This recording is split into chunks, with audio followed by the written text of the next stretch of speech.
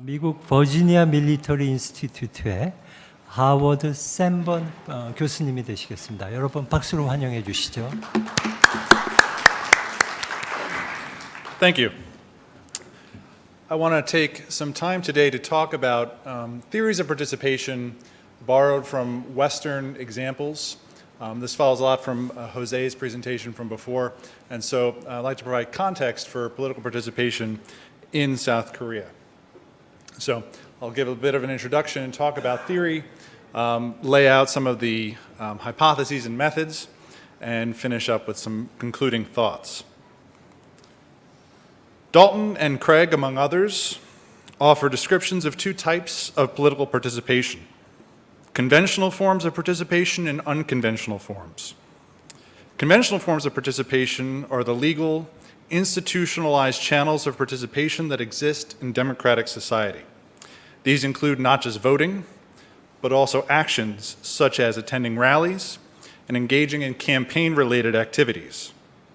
Unconventional forms of participation fall outside typically institutionalized channels of democratic politics and can even be extra-legal. They are noteworthy for the cost and time and effort it takes to perform these acts. Examples of these forms include protesting, petitioning, and the use of force. These largely map to other frameworks of participation. One can think of conventional forms of participation as more campaign-based forms of participation. These are activities that individuals largely participate in as a function of their duties as democratic citizens. Contrast this with more cause-based activities. In these cases, citizens rally around a particular issue or set of issues. As they participate driven by their preferences, they are more willing to go to extra-legal means to achieve their ends. Now, Pippa Norris also discusses civic participation, which maps to Putnam's civil society argument, so people joining associations, sports clubs, or religious groups. I hold off on discussing these in this presentation, but similar processes should drive the desire to participate in those sorts of civic groups. Over the last few decades, there have been a number of explanations for why individuals participate. One, as Andre Blay lays out, is the resource model of participation, very famously set forth by Schlotzman, Brady, and Verba. When individuals possess resources such as age or education, they are able to participate in the political system to greater effect. Older citizens, for example, have learned what is at stake in the system and how to participate effectively in it. They may also have memories of the previous regimes and understand how important it is to support democratic governance. Educated citizens have developed the capacity to not only understand their preferences through their secondary school and university education, but also how the political system can best facilitate these goals. In addition to these explanations, another question of resource is the degree to which citizens have a belief in their own efficacy. This comes in two forms: internal and external efficacy, as Torkall, Largo, and Dalton observe. Internal efficacy is a belief in one's own power to understand the political system, to understand it, to process it, and maintain interest in it. External efficacy, in contrast, is the belief that one has influence over the political system. Traditionally, internal efficacy has driven more of the motivation to participate than external efficacy, though in combination, they may drive the most noteworthy demonstrations we see before us, what we would call the Gamson hypothesis: high internal efficacy, low external efficacy. In addition, there is the consideration that citizens may participate when they have grievances informing their attitudes. Citizens may not typically have a reason to spur them into action, but when they do, if the conditions are right, they may be more likely to participate. This has typically taken the form of income issues. Individuals who are doing well financially or who see the national economy as a success have less reason to participate than if these conditions decline. A second model of participation is the mobilization model. Here, citizens are thought to encourage or are encouraged to participate through coordinated efforts to draw them out into the political system as a way to overcome a free rider problem. This can be as simple as political parties spurring people to attend rallies. In addition to motivating citizens to turn out, these organizations inculcate norms of participation in their members, which makes their jobs mobilizing supporters easier in the future, as Dinas observes. Finally, third, there is the network model of participation. Citizens here may have grievances, but there is ultimately a collective action problem in knowing when to agitate for change. Verba and Nye and Putnam all famously discuss how communities can relay information to one another about issues in the government. And they can help each other coordinate a response if the situation justifies it. And Kim, in a book chapter a few years ago, notes the role of civil society in mobilizing that support for democracy during the South Korean transition period. Again, Jose did a very good job laying that out before. Now, turning to institutions and participation, the question becomes, does belief in the effectiveness of institutions drive participation in the system? Or does frustration with institutions spur on participation, as Perry argues? At first, this seems to be at odds. Why would one participate if he or she believes that these institutions are doing well? However, to borrow a baseball term, institutions do not always bat 1,000, meaning there will always be frustrations amongst constituents. The institutions that are trusted by the public, but who have frustrated constituents, may still incentivize citizens into participating, particularly through normal democratic channels. Perhaps there is the danger that poor performing institutions lead individuals to feel disaffected. They may stop showing up to vote or be turned off from the democratic system altogether. However, it is difficult to believe in places with higher internal efficacy and the establishment of democratic norms, as we've seen in South Korea, that institutions would perform so poorly as to incentivize people to stay home and not agitate for change. Another question, as it relates to participation, is about the influence of technology. As Pippa Norris notes, there is much hope at the advent of the internet age that citizens would use the internet as what she called a digital agora, or marketplace, to promote dialogue and discussion. Instead, what appears to have happened is that individuals look less to express ideas in an open forum and more to search for and identify like-minded individuals. Increased use of the internet, particularly when it comes to participation, may be an indicator of connections to information and these other individuals. Citizens who use the internet more can find information, which in turn may frustrate them, and find it from other like-minded individuals. Gaines, indeed, argues that internet use contributes to poor valuations of government, as citizens gather more information on the performance of their leaders from digital sources. They then have the required pool of actors with whom they can coordinate a response to the issue.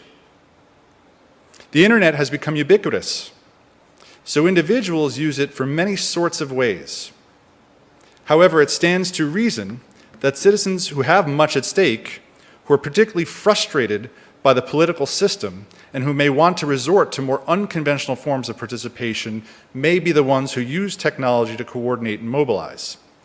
Frustrated citizens may not see the utility in political participation through conventional citizen or campaign-based means, and as Lee argues, use the internet to access information and coordinate with like-minded dissidents. Indeed, Norris warns us that unconventional or cause-oriented forms of participation will rise as a function of technology's role in the political system.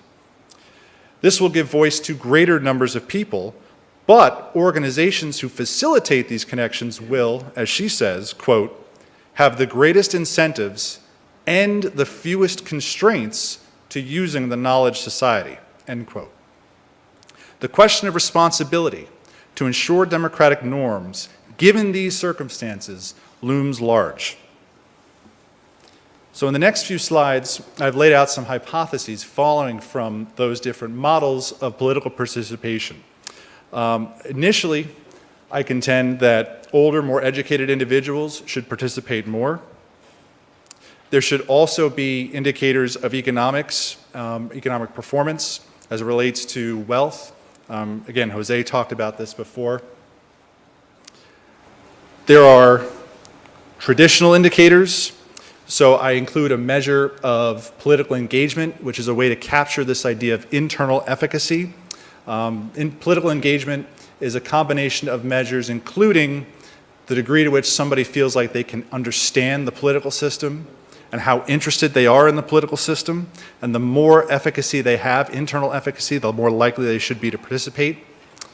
As we talked about before, there's a mobilization model, and the more attached somebody is to a political party, the more likely he or she is to participate. And I create this measure from 2 questions in the Asian Barometer survey about whether somebody's attached to a political party, and if they are, to what degree they're attached.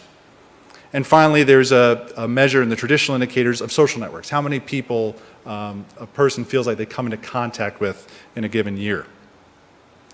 To evaluate institutions and attachment to institutions and their effect on political participation, I first look at a generalized measure of external efficacy, the degree to which somebody feels like they have influence over the political system.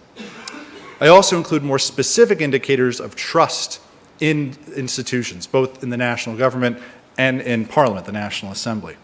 And finally, I use a relatively crude measure of technology, internet use, the degree to which somebody uses the internet on a regular basis. As you can imagine, this has increased greatly over the last 10, 12, 15 years or so. So I review Asian Barometer data over waves 2, 3, and 4. And the 2 dependent variables in my models are for conventional campaign-based participation through normalized institutionalized channels, and more unconventional participation that Norris would probably say is more cause-based around issues than traditional channels. So I run one model for the conventional participation and a second for unconventional participation. And the types of activities for conventional participation are whether or not somebody's attended rallies, persuaded others to engage in campaign activities, or do anything else to support a party. And unconventional participation is a question of whether somebody has petitioned or used protest or used force. So a hierarchical linear model on the left side confirms a lot of these findings, a lot of these conjectures. Older, more educated individuals do participate more, confirming a lot of the resource model's initial conjecture. As it relates to grievances and economic indicators, what we find is that for conventional participation, it follows from income, where if people are wealthier, they have, in an individual sense, they have less motivation to participate. For unconventional participation, this is more about the macro level, general economy, general economic conditions. The traditional measures work as expected. Internal efficacy or political engagement seems to strongly drive political participation. Party attachment drives political participation, and increased social networks drive political participation. As it relates to institutions, my first run through the model, including a measure of general external efficacy or institutional affection, proved insignificant. General feelings of efficacy towards the political system, holding the system accountable, didn't seem to have much effect. However, when I included specific measures, while trust in national government did not have an effect, trust in the National Assembly seemed to have an effect on conventional forms of participation. And this makes a lot of sense. If people feel attached to the most democratic of institutions, the legislature, then it should drive people to participate more through conventional democratic means. And most interestingly, although not a surprise, as internet usage increased, it also leads to an increase in the rise of unconventional participation, which there's a lot of potential reasons for that, but is likely a function of the fact that individuals looking to protest, to agitate, can use the internet to mobilize, to connect with others, like-minded individuals, to form those groups necessary to call for change.